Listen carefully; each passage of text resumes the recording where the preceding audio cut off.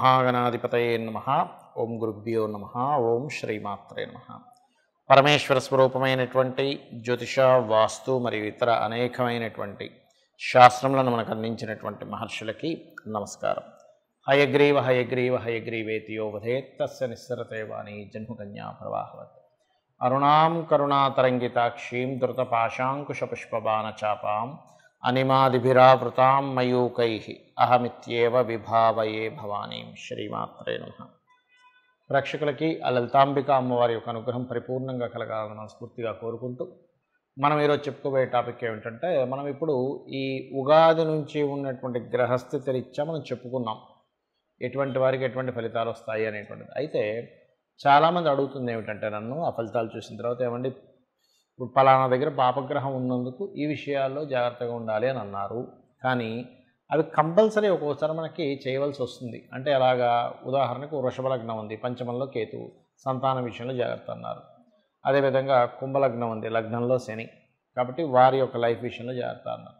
కానీ దానికి ఏదైనా పరిహారం ఉంటుందా? మేము కంపల్సరీ ఇప్పుడు వృశ్చిక లగ్నం చతుర్థంలో శని, కానీ చతుర్థంలో శని ఉన్నందుకు వాహనము గృహ విషయాలు జాగ్రత్త, మరి తీసుకోకుండా ఉండలేము, అలా ఒక్కోసారి తీసుకోవాల్సిన అవసరం వస్తుంది. అలాగా ప్రతి లగ్నానికి ప్రతి రాశికి ఫలానా గ్రహం ఉండడం వల్ల ఇబ్బంది ఉందని చెప్పి మంచి కూడా చెప్పారు.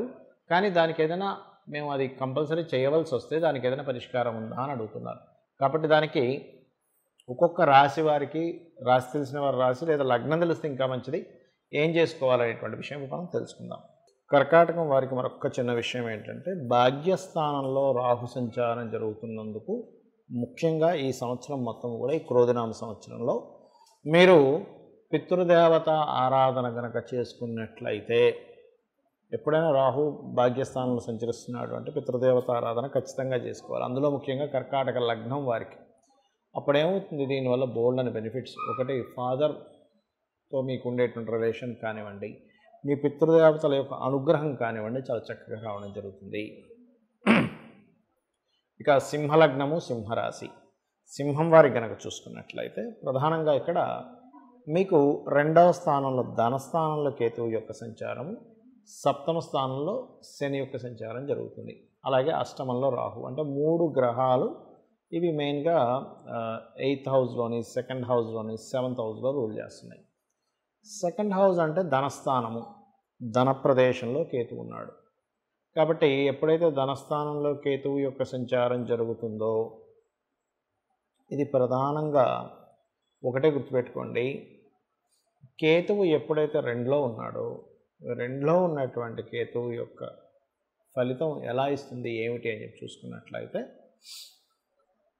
ఈ కాంబినేషన్లో ప్రధానంగా ధన విషయాన్నే చూపిస్తూ ఉంటుంది. అంటే ఏంటి, ఎవరికైనా డబ్బులు ఇవ్వడం ద్వారా ఆ ధనం ద్వారా ఏదో ఒక బ్రేక్ పడడం, స్ట్రక్ అవ్వడం, ఆగడం, ఇటువంటివన్నీ కూడా కలుగుతూ ఉంటాయి. అంటే ఏంటి, మీరు ఎవరితోనైనా మనీ మ్యాటర్స్ రిలేటెడ్ సంబంధించినవి చేసేటప్పుడు చాలా జాగ్రత్తగా ఉండాలి, చాలా జాగ్రత్తగా మీరు దాన్ని ప్లాన్ చేసుకోవాలనేటువంటిది సూచిస్తుంది. అలాగే మరొక విషయం ఏంటంటే, ఇక్కడ గమనించుకున్నట్లయితే, వీటితో పాటు ఇక్కడ ఈ రెండవ స్థానంలో కేతు ఉన్నప్పుడు ముఖ్యంగా ఎనీ మనీ మ్యాటర్స్ డీల్స్ చేసేటప్పుడు, అంటే ఎవరికైనా ట్రాన్స్ఫర్ చేస్తున్నాము, ఎవరి దగ్గర నుంచి డబ్బులు వచ్చినా కూడా గణపతిని తలుచుకోండి ఒకసారి. కేవలం ఇచ్చేటప్పుడే కాదు, స్వామి నీ దయవల్ల వచ్చింది. అక్కడ ఏమవుతుందంటే, 2nd హౌస్ని ఇప్పుడు ప్రస్తుతం గోచారంలో కేతువు యొక్క ప్రభావం కూడా ఉంది. కాబట్టి మీ పర్సనల్ చార్ట్లో 2nd హౌస్ లార్డ్ ఎవరు 2nd హౌస్ని రూల్ చేస్తున్నారు, that is different thing. But ఇప్పుడు గోచారంలో 2nd హౌస్కి కేతువు వచ్చాడు కాబట్టి మీకు ఎనీ మనీ ట్రాన్సాక్షన్ జరుగుతున్నప్పుడల్లా మీకు కేతువు గుర్తుకు రావాలి, గణపతి గుర్తుకు రావాలి. అలాగే వివాహ సంబంధించిన విషయంలో కొంచెం స్లోగా మూవ్ అవుతాయని చెప్పాను, ఎందుకంటే బికాజ్ ఆఫ్ సప్తమంలో శని. మరి ఇది కొంచెం ఫాస్ట్ అవ్వాలంటే ఏమిటని చాలామంది నన్ను అడుగుతున్నారు. ఒకటే గుర్తుపెట్టుకోండి, వివాహ సంబంధించినటువంటి విషయాలు మూమెంట్ బాగా ఉండాలి అంటే చెరుకు రసంతో శివునికి అభిషేకం చేయండి, లేదా మిశ్రీతో అభిషేకం చేయండి, లేదా కాలభైరవ అష్టకం చదువుకోండి. మీకు తొందరగా మూమెంట్ అనేటువంటిది ఉంటుంది. బికాజ్ ఆఫ్ శని అనేటువంటిది స్లోగా ఇస్తాడు కానీ గ్యారంటీగా ఇస్తాడు అక్కడ. అలాగే మరొక విషయం ఏంటంటే, అష్టమ రాహు, ఈ 8th హౌస్ రాహు అనేటువంటిది వాహనాల మీద వెళ్ళేటప్పుడు స్లోగా వెళ్ళడం, ఇటువంటివి చేయాలి. అయితే గురువు చతుర్థాన్ని చూసినందుకు అది చాలా మటుకు కంట్రోల్ చేస్తున్నాడు. కాకపోతే రీసెర్చెస్ రిలేటెడ్ సంబంధంగా ఏదైనా చేసేటప్పుడు కూడా కొద్దిగా జాగ్రత్తగా ఉంటే సరిపోతుంది.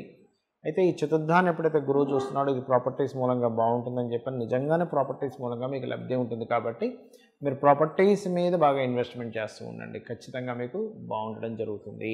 అయితే మీరు రెగ్యులర్గా చేయవలసిన దేవతారాధన మాత్రం దత్తాత్రేయుడిని చేసుకుంటూ ఉండండి, అన్ని విధాలా బాగుంటుంది. చాలామందికి జాతక చక్రం తెలియదు, లగ్నం ఏంటో తెలియదు, రాశి ఏంటో తెలియదు, నక్షత్రం ఏమిటో కూడా తెలియదు.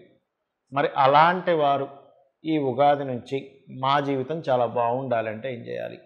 ఒకటే గుర్తుపెట్టుకోండి, ఈ విశ్వాన్ని మొత్తం నడిపిస్తున్నటువంటిది ఎవరు అంటే ఆ పరమాత్మ. ప్రతి దాంట్లోని ఉన్నటువంటి అంటే కనబడే ప్రతి పదార్థము పరమాత్మే, అందులో ఉన్నటువంటి శక్తి అమ్మవారు అని చెప్పి మనకు శాస్త్రాలు చెప్తున్నాయి. కాబట్టి జాతకం ఎలా ఉన్నా కానీ ఒకటే గుర్తుపెట్టుకోండి, మీరు ప్రతి దాంట్లోని ఆ యొక్క భగవంతుణ్ణి దర్శించుకుంటూ లోపల ఉన్నటువంటి శక్తి, అది నడవడానికి గల శక్తి అమ్మవారిని మీరు ఎప్పుడైతే భావిస్తారో కంప్లీట్గా మీకు జరిగేటువంటి లైఫ్లో జరిగేటువంటి ఏవైతే అప్ అండ్ డౌన్స్ ఉంటాయో ఆ అప్ అండ్ డౌన్స్లో కూడా పరమాత్మని చూస్తారు. అర్థమైందండి? నాకు ఇవేమీ తెలియవు, శరణాగతి అంటారు దాన్ని. అయితే ఇక్కడ చాలామంది ఏమిటంటే గోచార ఫలితాలు చూసి ఏమండి ఇక్కడ ఇలా ఉంది కదా, అమ్మో ఇది ఏదో అవుతుందేమో అని అనుకుని ఉంటారు. కానీ నేను ఒకటే చెప్తాను, మీరు ఒకటే గుర్తుపెట్టుకోండి, గోచార ఫలితాల కంటే మీ జన్మజాతక ఫలితాలు ఈజ్ మోస్ట్ ఇంపార్టెంట్. అంటే మీరు ఏదైతే కర్మ పూర్వజన్మల్లో చేశారో ఆ కర్మ ఆధారంగా గ్రహాలు అక్కడికి వచ్చి స్థితి పొందుతాయి. దానివల్ల మీరు మంచిని పొందుతుంటారు, కాస్త ఇబ్బందికరమైనటువంటి వాతావరణం కూడా ఉంటుంది. అయితే ఈ లైఫ్ సైకిల్ అనేటువంటిది ఏదైతే ఉందో మనకి ఇబ్బంది అనిపించవచ్చు, కానీ ఇంకొకరికి అది మంచి చేస్తూ ఉంటుంది.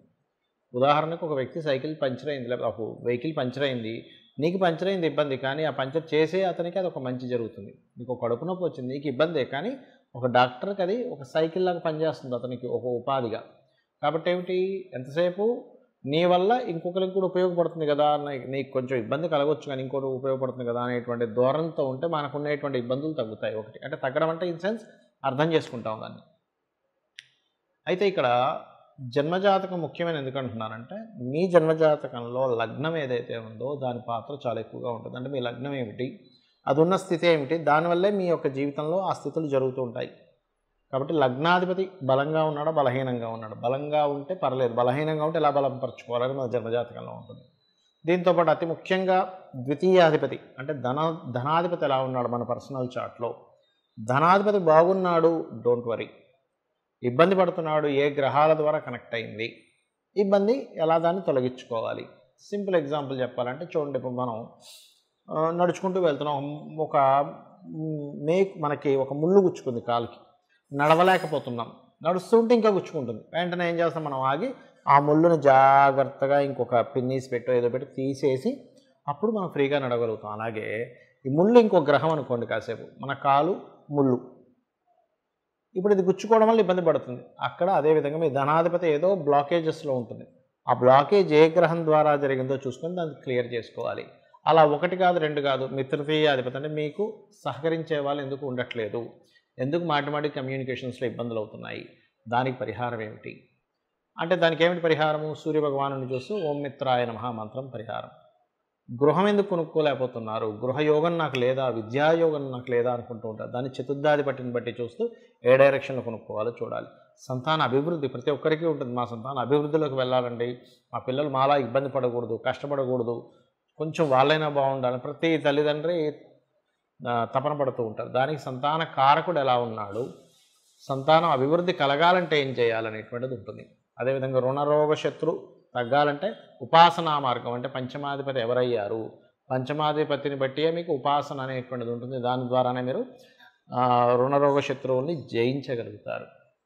ఆ రకంగా ఏంటంటే ఒకటి కాదు రెండు కాదు, మీకు వివాహ సమయం కానివ్వండి, ఉద్యోగం చేస్తుందా, ఉద్యోగం చేస్తే బాగుంటుందా, మీకు వ్యాపారం చేస్తే బాగుంటుందా, అది ఇక్కడ చేస్తే బాగుంటుందా, విదేశాల్లో చేస్తే బాగుంటుందా. ఎందుకంటే చాలామందికి ఏమిటంటే ఉద్యోగం ఇక్కడ వెతుక్కుంటూ ఉంటారు, ఏదో చిన్న ఉద్యోగం వస్తుంది, వీళ్ళ టాలెంట్కి తగ్గ ఉద్యోగం రాదు, అప్పుడు చాలా బాధపడుతూ ఉంటారు, అంటే ఏమిటండి అసలు నా టాలెంట్ ఏమిటి, ఉద్యోగం ఏమిటి అని. కానీ అదే మీకు విదేశాలకు వెళ్తే బాగుంటుంది, ఎందుకు విదేశీ ఉద్యోగ యోగం ఉంటుంది. ఆ రకంగా మనం ఇన్వెస్ట్మెంట్స్ కానివ్వండి, విదేశాలకు వెళ్ళడం కానివ్వండి, అదేవిధంగా లైఫ్లో టర్నింగ్ పాయింట్స్ కానివ్వండి, ఏ మహాదశ బాగా యోగిస్తుంది అనేటువంటిది కానివ్వండి, ఇవన్నీ ఇప్పుడు చూడండి, ఇప్పుడు మనకు ఒక దశ నడుస్తుంది, ఇంకో 4 ఏళ్ళలో ఇంకో దశ వస్తుంది. అది సూపర్ దశ. అది గనక మనకు తెలిసింది ఇంకో 4 ఇయర్స్ తర్వాత అద్భుతమైన దశ ఉంది అని. అప్పుడేం చేస్తాం మనం? అమ్మయ్య! అప్పుడు అద్భుతమైన దశ ఉందా? ఓకే. పర్లేదు, నేను కష్టపడ్డాను ఈ 4 ఇయర్స్ కదా అని ఒక ఆశతో మనం ముందుకు వెళ్తూ ఉంటాం. ఈ రకంగా జన్మజాతకంలో అన్ని విషయాలు ఉంటాయి. మరి ఇప్పుడు మీకు అనిపించొచ్చు, ఏమండి ఈ గోచార ఫలితాలు ఎందుకు చెప్పుకుంటున్నాం? గోచారం అనేటువంటిది బయటుండే వాతావరణం లాంటిది, బయటుండే సిచ్యువేషన్స్ లాంటిది, బయటుండే ట్రాఫిక్ లాంటిది, బయటుండే మార్కెట్ లాంటిది. దాన్ని అంచనా వేసుకుంటూ మన జీవితాన్ని ఎలా అయితే, మన జీవితంలో నిర్ణయాలు, మనం చేసే బిజినెస్ అన్ని ఎలా నిర్ణయం తీసుకుంటామో, ఈ గోచార గ్రహాలు ఇప్పుడు ఇలా ఉన్నాయి కాబట్టి ఈ గ్రహాలకి అనుగుణంగా నేను అలాగా నడుచుకోవాలి అనేటువంటి చూసుకుంటూ మనం ముందుకు వెళ్తాం. కాబట్టి ఒకటే గుర్తుపెట్టుకోండి, ఎలా ఉన్నా మీ జాతకం అమ్మవారిని నమ్ముకున్నారా? అమ్మని నమ్ముకున్న వాడికి ఎలా అయితే అన్నానికి లోటు ఉండదో, అమ్మవారిని నమ్ముకున్న వ్యక్తికి దేనికి లోటు ఉండదు. శ్రీమాత్రే నమః.